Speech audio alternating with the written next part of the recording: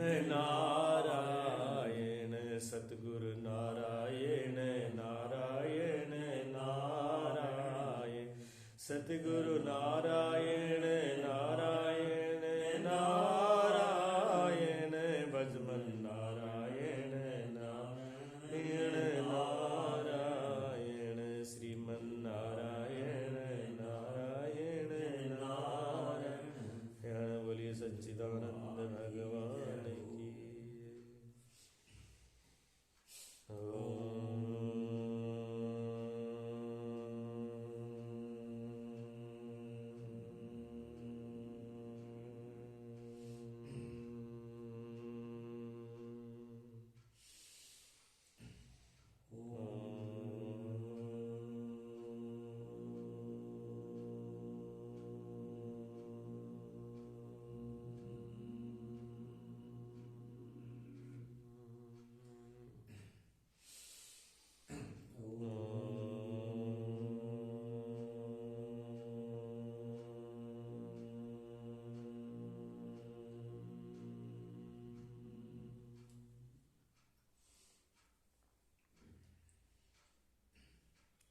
बोलिए सच्चिदानंद भगवान की जय।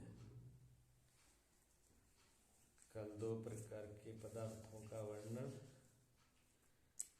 आज है पदार्थ त्रिविधि वर्णन है, तीन प्रकार के। तो अध्यात्म आदि पहले विषय पीछे सुन चुके हैं, श्रवण हो चुका। अध्यात्म तीन प्रकार के हैं। अध्यात्म कहते हैं इंद्रियों को, और अधिदेव कहते हैं देवताओं को, और अधिभूत कहते हैं विषयों को, जो उनका विषय। इंद्रिय, इंद्रिय का देवता और इंद्रिय का विषय। आंख इंद्रिय है, नेत्र इंद्रिय है, उसका विषय क्या है? रूप, रूप देखना। और देवता क्या है? सूर्यो, सूर्यो देवता है उनका। तीनों में से एक चीज नहीं हो तो काम नहीं होगा। अगर राग ना हो अध्यात्म तब भी काम नहीं चलेगा। अगर इसका देवता सूर्यो ना हो तब भी नहीं दिखेगा। प्रकाश के बगैर भी नहीं दिखेगा, प्रकाश भी होना जरूरी है। और आगे रूप कोई आकार ही नहीं है तो भी नहीं दिखेगा, आकार भी चाहिए, निराकार तो देख नहीं सकती। तो ये इंद्रियां जो है साकार को ही देखती है। जो इंद्रियों के द्वारा देखा जाता है वो साकार ही है, ऐसे कानों से, जिह्वा से, चमड़ी से, जितनी भी इंद्रियां हैं। तो अध्यात्म, अधिदेव, अधिभूत, ये तीन है। इसी प्रकार तीन अंतःकरण के दोष हैं, हृदय के, मन के तीन दोष हैं प्रकृति के। पहला दोष मल दोष है, दूसरा विक्षेप, तीसरा आवरण। और तीनों को अलग करने के अलग अलग तरीके हैं, पीछे ये प्रसंग चल चुका। तीन आवरण है, तीन पर्दे हैं, तीन वेरियल है। पहला वेरियल शुभ कर्मों से टूटता है। पहले वाला वेरियल है मल, कहते हैं पापों को। जन्म जन्मांतर के जो पाप है वो पहला वेरियल है परमात्मा की तरफ जाने के लिए, सत्य तरफ जाने के लिए। उसको तोड़ने के लिए चाहिए शुभ कर्म, दान पुण्य सेवा, ठीक है। ये जितने भी अच्छे कर्म है ये इसको करने से ये टूट जाता है। दूसरा फिर आता है विक्षेप वाला। विक्षेप कहते हैं मन की चंचलता को। उसको तोड़ने के लिए क्या चाहिए? उसको तोड़ने के लिए सिमरण और ध्यान। ध्यान करे, सिमरण करे, योग करे, तब वो दूसरा वेरियल टूट जाता है। फिर आता है तीसरा वेरियल। तीसरा वेरियल आता है आवरण का, अज्ञान का, अंधकार का। उसको तोड़ने के लिए सदगुरु की जरूरत होती है। उसको गुरु तोड़ देते हैं, उसमें खुद की जोर नहीं पड़ता। अगर ये दो जिसने तोड़ लिए हो पहले, दो अगर पार जो कर गया तो तीसरे को गुरु तोड़ देगा। ये तीन चीज होती है, ठीक है ना। तो सदगुरु तीसरे को सदगुरु ही तोड़ते हैं। और ज्ञान का जो आवरण पर्दा है उसको सदगुरु दूर करते हैं। ये तीन प्रकार के अंतःकरण के मन के दोष हैं। फिर क्या? वाद। वाद तीन प्रकार का है। अर्थवाद, एक होता है अर्थवाद। अर्थवाद निंदा व स्तुति का बोधक वाक्य है। अर्थवाद कहते हैं जहां तो किसी की बुराई करें, जहां किसी की बड़ाई करें, उसका जो ज्ञान कराए उस वाक्य को बोधक जो वाक्य है उसको अर्थवाद बोलते हैं। ये तीन प्रकार का है। अनुवाद। अनुवाद है अन्य प्रमाण कर सिद्ध अर्थ का बोधक वाक्य है। अन्य प्रमाण के द्वारा सिद्ध वाक्य, प्रमाण अन्य एक अलग प्रमाण दिया जा रहा है और सिद्ध किसी बात को किया जा रहा है। जैसे अग्नि हिम का भेजक है। अग्नि जो है ठंडी सर्दी को खत्म कर देती है। अब ठंडी अग्नि और ठंडी में दोनों में फर्क है ना। अग्नि बर्फ जो है, हिम में बर्फ होती है, वो ठंडी होती है, और अग्नि गर्म होती है, दोनों को विरोध है। तो प्रमाण किसका है? दूसरी बात को बताने के लिए प्रमाण दूसरा दिया, तब वो बात में समझ में आए। गुणवाद है अन्य प्रमाण विरुद्ध विधेय अर्थ का गुण द्वारा स्थावक वाक्य, जैसे प्रकाश गुण की समता कर, स्थावक आदित्य है। स्थावक आदित्य है मतलब किसी का गुण बता करके और किसी के बारे में जानकारी देना। जैसे एक अग्नि का लट्ठा लगा हुआ है, खंबा है कोई, अग्नि कोई लठ लगा हुआ है, स्तंभ है, वो अग्नि दिखता है, तो उसको कहा ये अग्नि, ये तो सूर्य, ये अग्नि तो जो लट्ठा है तो बिल्कुल सूर्य जैसा लग रहा है, मतलब सूर्य वाले गुण है उसमें। सूर्य का गुण बताने के लिए लट्ठा तो सूर्य जैसे है। जहाँ किसी आदमी को कह दिया ज्यादा गुणवान है, तो कहते ये आदमी तो एक देवता ही है। अब वैसे देवता जैसा तो नहीं है, लेकिन किसी गुण को लेकर के बोल देना, उसकी अच्छाई को देख करके बोलना, तो गुण से किसी का बोध कराना। तो और कहते हैं भूतार्थवाद, स्वार्थ विषय प्रमाण हुए लक्षण से विधेय की श्लाघा बोध वाक्य, जैसे स्वार्थ में प्रमाण हुए, स्व अर्थ में अपने अर्थ के लिए प्रमाण देकर के, और उसको लक्ष्य से किसी विषय विधेय अर्थ की जो अर्थ है उसको स्पष्ट करना। अपने प्रमाण को बोल करके दूसरे उसके लक्षण लेकर किसी बात को बोलना। अवधि, अवधि तीन प्रकार की है। तीन प्रकार की अवधि है। अवधि कहते हैं सीमा को। सीमा बोध की अवधि, पहली है बोध की अवधि। बोध कहते हैं ज्ञान, ज्ञान की भी एक सीमा है, ठीक है, अवधि है। वैराग्य की अवधि, वैराग्य की भी एक सीमा है, हद है। उपराम की अवधि, उपराम कहते हैं चित्त निरोध उपरति, चित्त का निरोध हो जाना, जो चित्त की चंचलता है, जो मन की वृत्ति एक मिनट भी नहीं रुकती, उसको रोक देने का नाम कहते हैं चित्त वृत्ति निरोध है, वृत्तियों को रोक देना, तो उसी का नाम उपरति है। तो इनकी एक एक चीज है, एक जगह पर जाके एक चीज रुक जाती है। पहले राग होता है, राग के बाद फिर वैराग होता है, फिर वैराग में आदमी वैराग भी नहीं रहेगा। फिर कचरा पड़ा हुआ है, कचरे को जलाने के लिए हमने आग लगाई, लेकिन आग कब तक जलेगी? जब तक कचरा होगा। कचरे के बाद तो आग भी नहीं रहेगी, तो उसकी भी तो सीमा है, अग्नि की सीमा है ना।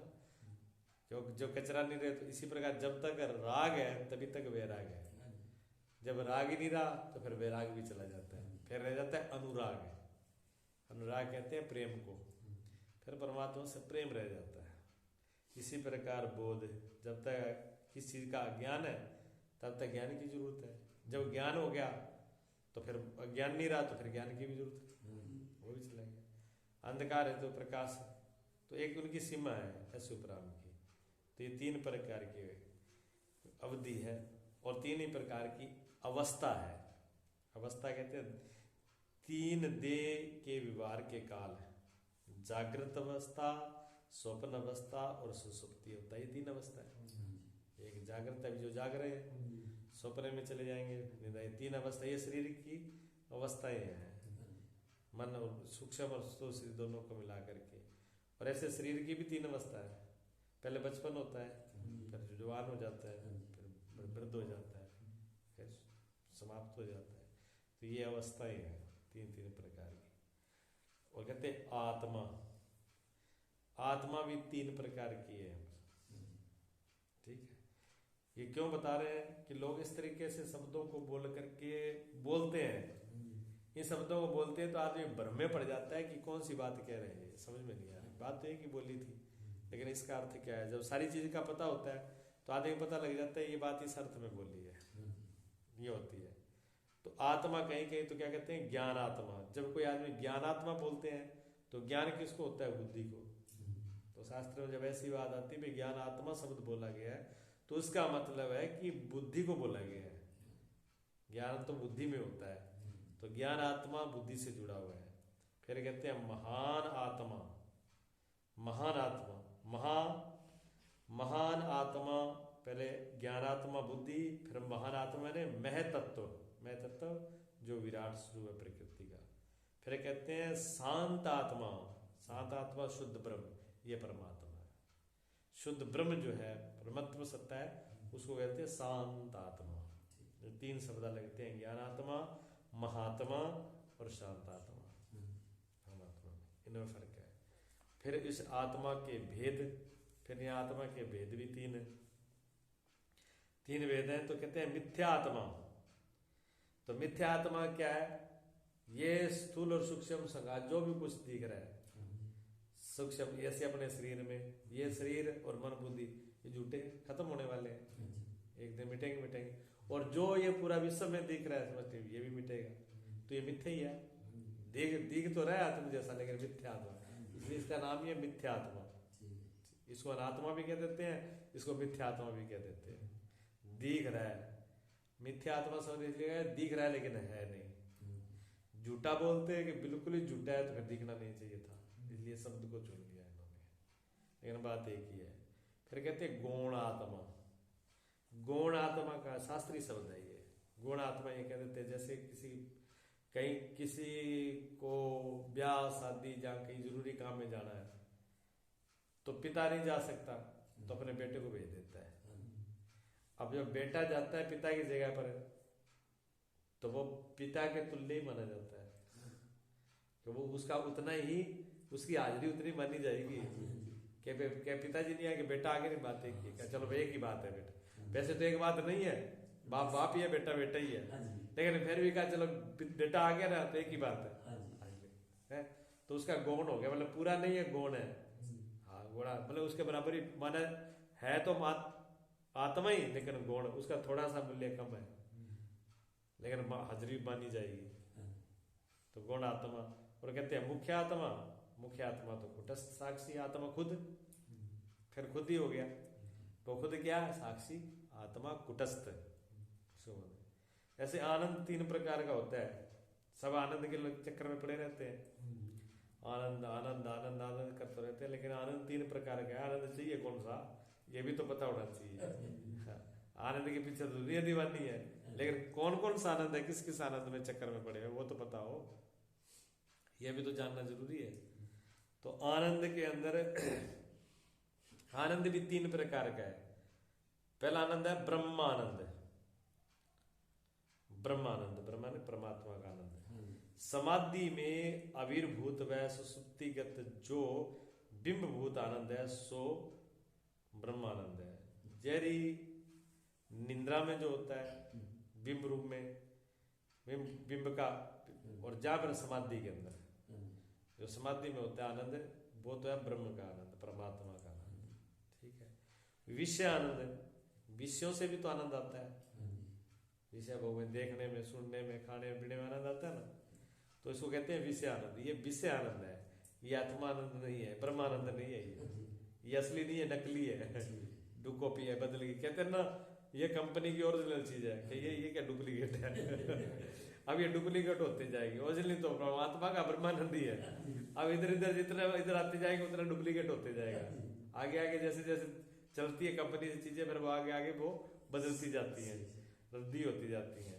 तो विषयों में जागृत सोपन में विषयों की प्राप्ति रूप निमित्त से एकाग्र भय चित्त में आत्म स्वरूभूत आनंद का जो क्षणिक प्रतिबिंब हुए है, जो थोड़ी देर के लिए है, तो ये आत्मा का बगैर तो ये भी नहीं आ सकता।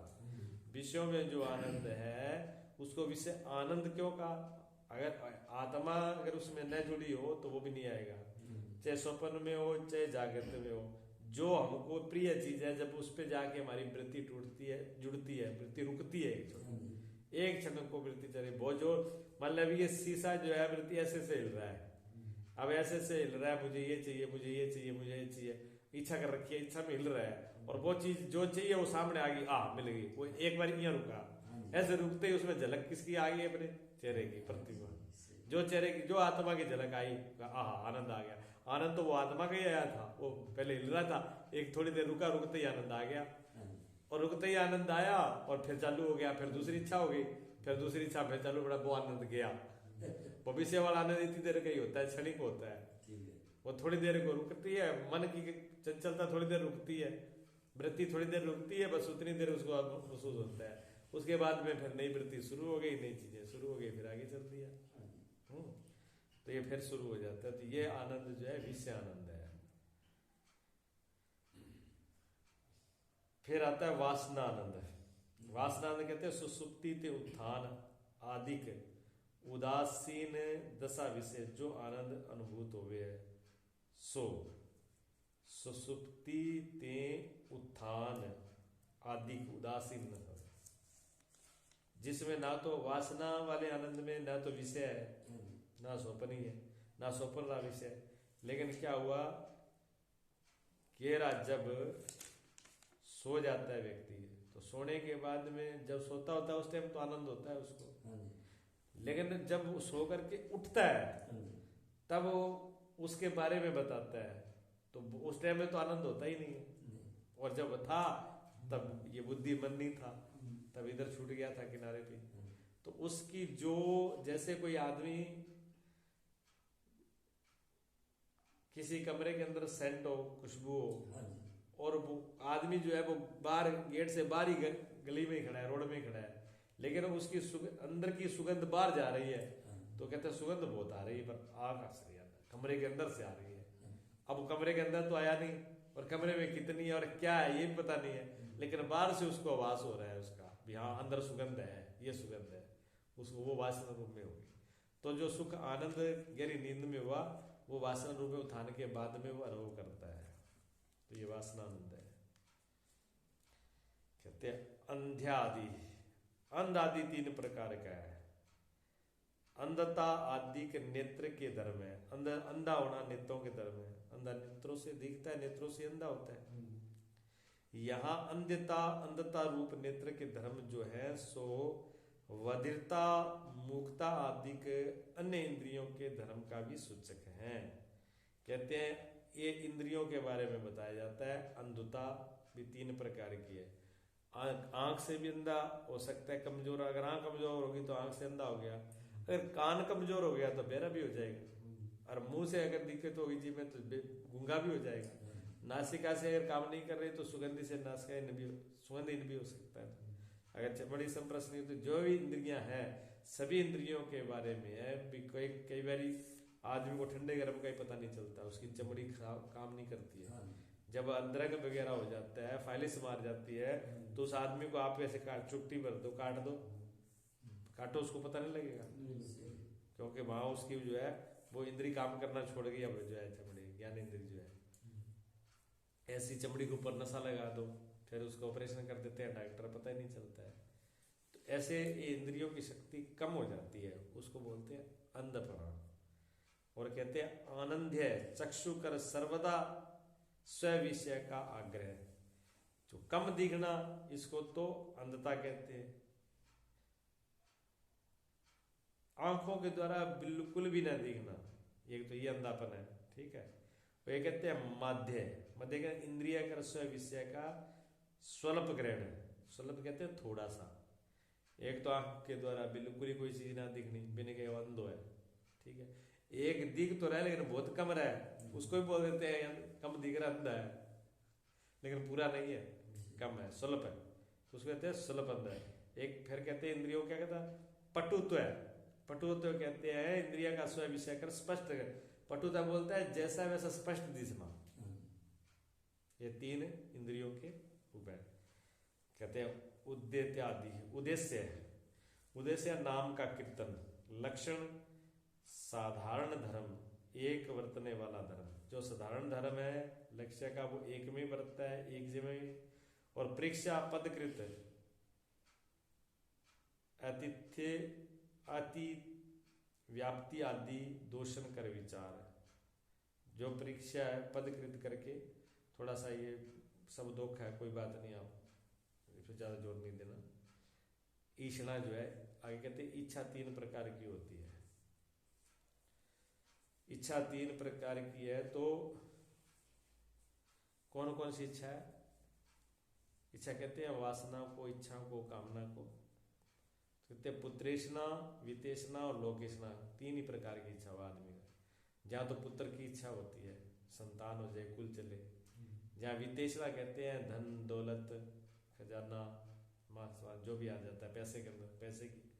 और लोकेषणा कहते हैं मेरे लोक में मेरा नाम होना चाहिए, बड़ाई होनी चाहिए, मेरी बुराई नहीं होनी चाहिए। ये 3 के पीछे ही आदमी काम करता है। ये 3 ही प्रकार की इच्छा ने आदमी को बांध रखा है, पुत्रेषणा, वित्तेषणा और लोकेषणा। ये 3 प्रकार की इच्छाएं हैं। 3 प्रकार की इच्छाएं जिसकी चली गई वो आजाद हो गया। ठीक। ऐसे कारण भी 3 प्रकार के हैं। कर्म के साधन, मन, वाणी और काय। कर्म 3 प्रकार से होते हैं, मन से, वाणी से और शरीर से। इस पीछे सुना पूरा विस्तार से, इसकी चर्चा हो चुकी। कर्तव्य आदि, कर्तव्य भी 3 प्रकार के हैं। कर्तव्य करने को योग्य ज्ञान के साधन। कर्तव्य कहते हैं जो करने के योग्य हैं, ज्ञान के साधन वो। और ज्ञात्वय, ज्ञात्वय कहते हैं जानने के योग्य ज्ञान का विषय, ब्रह्म और आत्मा। कर्तव्य तो क्या है? जो हमें करने योग्य है वो करना, जो साधन है, जो जरूरी है वो कर्तव्य। और ज्ञातव्य जानना क्या है? ज्ञान के द्वारा जो जिसको जाना जाता है। किसको जानना है? आत्मा और परमात्मा। ये इसका है। प्राप्य, प्राप्य का मतलब है प्राप्त करने योग्य ज्ञान का फल। प्राप्य क्या हुआ? पहले किया किसके लिए? ज्ञातव्य के लिए, मतलब आत्मा और परमात्मा मिला, फिर क्या प्राप्त? क्या हुआ? प्राप्त मोक्ष, उसका फल है। मुक्ति मोक्ष उसका फल है, ये प्राप्त है उसका। फिर कर्म 3 प्रकार के। एक कर्म तो है पुण्य कर्म, और दूसरा कर्म है पाप कर्म। पाप और पुण्य 2 प्रकार के कर्म तो लगभग सभी जानते हैं, लेकिन ये कहते हैं कर्म 3 प्रकार के होते हैं। ठीक है, पाप कर्म, पुण्य कर्म, और तीसरा प्रकार कौन है?